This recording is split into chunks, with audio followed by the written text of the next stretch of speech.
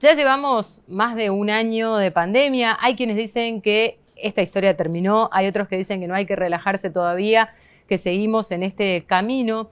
Y uno de los actores institucionales fundamentales de la gestión de la pandemia en la provincia fue la Facultad de Medicina, que trabajó en el comité también, pero sumando todos los recursos que posee. Por eso hoy nos acompaña el decano de la Facultad de Medicina, el doctor Omar La Rosa, para charlar acerca de esto. Doctor, gracias por venir. Muchas gracias por la invitación. Bueno, ¿cómo es de pronto pasar de ser una institución educativa a formar parte activa y cotidianamente de las decisiones de algo tan importante como fue la gestión de la pandemia? Bueno, fue un desafío enorme. Creo que la organización de la Facultad de Medicina se puso a la altura de las circunstancias. Todos los actores tuvimos que revisar toda nuestra planificación, ser parte de la incertidumbre. La única constante era el cambio absoluto día a día. Teníamos que dimensionar las múltiples dimensiones que operaban y a partir de ahí empezar no solamente a gestionar lo que era nuestra vida institucional, sino que a su vez complementar todo lo que era la política sanitaria. Obviamente que también teníamos que empezar a aprender con todo esto y estudiar, y intensos debates hicieron a que podamos racionalizar todos nuestros recursos y dividir fundamentalmente en dos aspectos la gestión. Uno que tiene que ser estrictamente académico y otro que tenga que ser asistencial. Nuestra facultad, por suerte, ya había tomado en su lineamiento estratégico la posibilidad de generar algunos aspectos asistenciales y algunas transferencias de servicio, y ese fue el punto donde a nosotros nos adelantó, claro, y nos puso en esa posición como para poder complementarlo. Tal es así que la residencia de medicina familiar, la residencia de enfermería, de salud social y comunitaria y todos los laboratorios nuestros estuvieron a disposición inmediatamente cuando empezaron a surgir las exigencias de las demandas que aparecían en la pandemia al principio. Bueno, en todos los órdenes, ¿no? Desde el call center hasta vacunatorios, estuvieron presentes en los diferentes lugares y requerimientos que hubo, y desde ahí hasta esto que sucedió hace unas pocas semanas, que es la incorporación o el financiamiento para ampliar el laboratorio de medicina genómica. ¿Qué va a permitir eso? Bueno, comienzo por el tema del call center. El call center fue una decisión estratégica fundamental a la hora del ordenamiento de todo lo que tenía que ver con el sistema de aislamiento, con el sistema de seguimiento del paciente y fundamentalmente la estructura que se armó con casi 60 computadoras y todo un sistema de rastreo y de monitoreo que tenía que ver también con la definición de los protocolos, la capacitación de los estudiantes que tuvieron en su momento, la articulación con los profesionales de salud y fundamentalmente para generar el árbol epidemiológico, que fue una de las estrategias fundamentales, claro, que muchas veces de por ahí no se ve, pero es clave y fundamental determinar el árbol epidemiológico para tomar las decisiones. Esto es ver quién fue el contacto estrecho, con Totalmente. quién, etc. Eso implica un seguimiento y un entrenamiento del personal que lo hace, y así también el dato relevarlo y fundamentalmente también generar un dato estadístico que nos permita segmentar la información y tomar diferentes tipos de decisiones a la hora. Eso fue fundamental. Fueron casi 250 estudiantes del último año que estuvieron en la distribución del call center en el pico máximo de la pandemia, y otro grupo de estudiantes que estuvieron en la atención primaria, en las salas de atención primaria, cubriendo justamente los déficits de profesionales, claro, que habían cuando fueron afectados todo el hospital de campaña. Eso es en un primer momento. En una segunda instancia, el laboratorio nuestro tenía un termociclador que empezó a trabajar como complemento del laboratorio central, que fue en la primera instancia, y a partir de ahí ya empezamos a estudiarlo, de que el secuenciador nuestro, que es un secuenciador de alta calidad, de alta tecnología, que nosotros veníamos trabajando para la transferencia de servicios del Poder Judicial, podíamos adaptar para ver si es que podíamos determinar las cepas circulantes. Eso fue un trabajo que nos llevó un tiempo adaptar algunas tecnologías y algunos reactivos. Tuvimos muchas interacciones con el Malbrán de manera tal de que ellos fueron monitoreando todo esto y francamente pudimos llegar a generar los patrones idénticos a los que se generan inclusive en el Malbrán, puesto que es un secuenciador de muy alta resolución y que en definitiva ahora en estos momentos se están haciendo ya acá en Corrientes la identificación de las cepas circulantes. Eso nos permite saber con más rapidez qué cepas tenemos aquí. Exactamente. Eso no hace falta trasladar las muestras a Buenos Aires, procesarlo y fundamentalmente trabajar con una cifra aleatoria que determine en qué región, en qué lugar y también qué cantidad de muestras procesarlo para a partir de ahí también sacar una información. Claro. Pensando en la pandemia, en todo lo que significó, ¿no?, para todos esta situación, ¿cómo se repiensa, si es que lo hacen, el concepto de salud ya en una facultad que venía incorporando otras miradas a la salud, como la formación en payamédicos, por ejemplo, ¿no?, por decir algo? Pero digo, ¿cómo se piensan hoy ustedes como, de alguna manera, los gestores de la salud? Bien.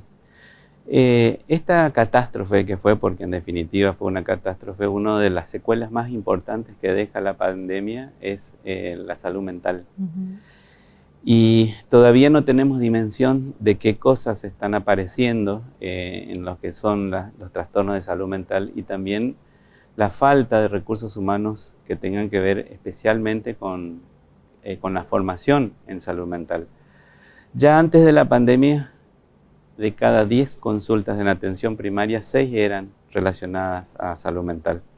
Entre ellos tenían que ver los comportamientos de los niños, tenían que ver los trastornos, las cuestiones de perspectiva de género y violencia, las adicciones, es decir, ya el sistema estaba generándose una demanda importante. Con la pandemia aún más, porque se generaron las ansiedades, la depresión. Y esta mirada que nosotros teníamos de los payamédicos, los de payabuelos y todo eso, tiene que ver justamente con el comportamiento de las conductas humanas. Hoy obviamente aparece no desde una cuestión mitológica el tema del payabuelo, sino que tienen estructuras que se van trabajando sobre los estímulos y las emociones, porque de eso se trata. Perdón, pongo ahí una pregunta de ¿cuál es el límite?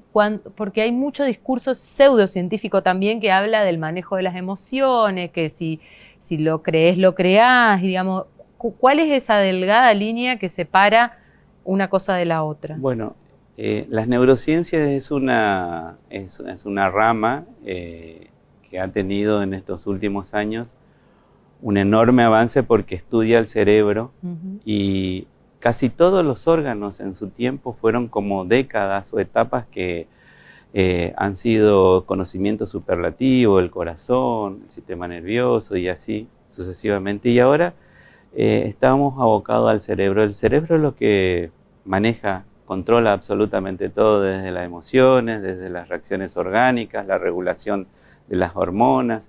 Entonces, obviamente que es un campo extraordinario y muy grande, pero han hecho adelantos enormes que tienen que ver fundamentalmente con el aprendizaje y la educación. Y ahí aparece todo lo que tienen que ver estas dimensiones que aparecen con las neurociencias y los procesos educativos, que eso sí nos genera una revisión en las normas y en las conductas y en el comportamiento del docente.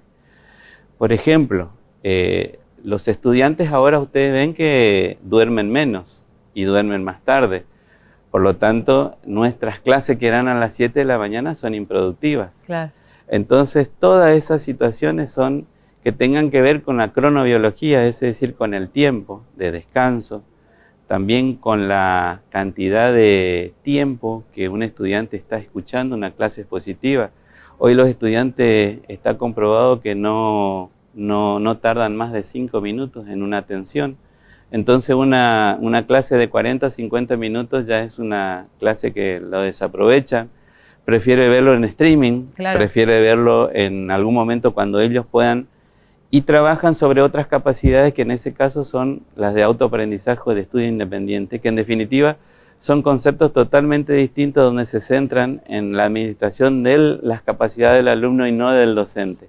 Esas son cosas que tenemos que empezar a revisar en todos estos procesos, ¿verdad? A propósito de la formación de los estudiantes, estamos en época de inscripciones, de que los estudiantes empiezan a prepararse para el ingreso.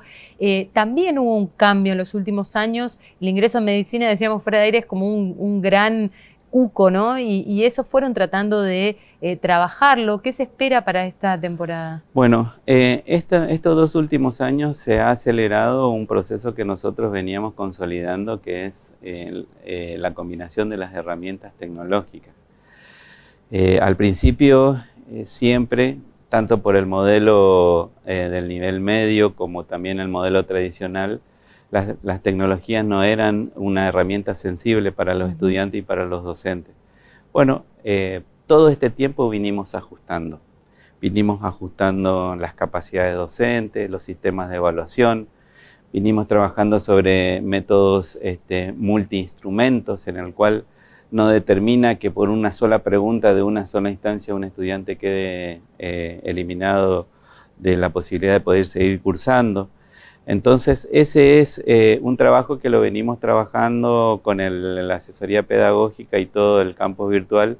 Y los 2 últimos años, sí, aunque aparecen siempre algunos reclamos, cuando generamos las últimas instancias, que son las revisiones presenciales, tienen a la vista de que es un proceso transparente, es un proceso que está coherente, que es un proceso que está diseñado dentro de la planificación y están los estudiantes que requieren esas capacidades y que pueden seguir, claro, estudiando. Por otro lado, y aprovecho que lo tengo porque nos han visitado otros decanos aquí en el programa y hablamos de que el año que viene hay elecciones, le toca el rectorado a la provincia de Corrientes y usted suena como uno de los candidatos. ¿Le gustaría, aspira a ser rector de la universidad? Toda mi carrera universitaria, como cualquier persona, tiene aspiraciones a poder ocupar esos cargos. Yo, bueno, he tenido toda mi carrera como secretario académico, decano, y siempre estuve involucrado en los proyectos institucionales de la universidad.